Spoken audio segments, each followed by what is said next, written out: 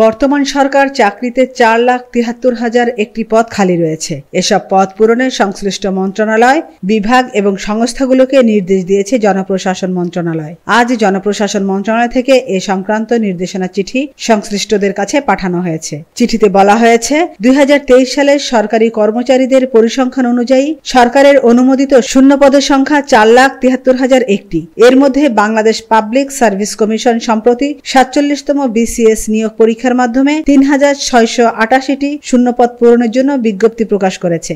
BPSC শুধু প্রথম শ্রেণী, নন ক্যাডার ও কিছু সীমিত দ্বিতীয় শ্রেণীর কর্মকর্তার নিয়োগ দেয়। অন্যান্য পদগুলো সংশ্লিষ্ট মন্ত্রণালয়, বিভাগ, অধীনস্থ দপ্তর, সংস্থা, কর্পোরেশন এবং কোম্পানি থেকে পূর্ণ করা হয়। শূন্যপদ পূরণে ইতিমধ্যে কি কি পদক্ষেপ নেওয়া হয়েছে তা 15 কার্যদিবসের মধ্যে জনপ্রশাসন মন্ত্রণালয় পাঠানোর জন্য অনুরোধ করা হয়েছে। আমেনা ইসলাম, নিউজ ডেস্ক, আজকের সংবাদ।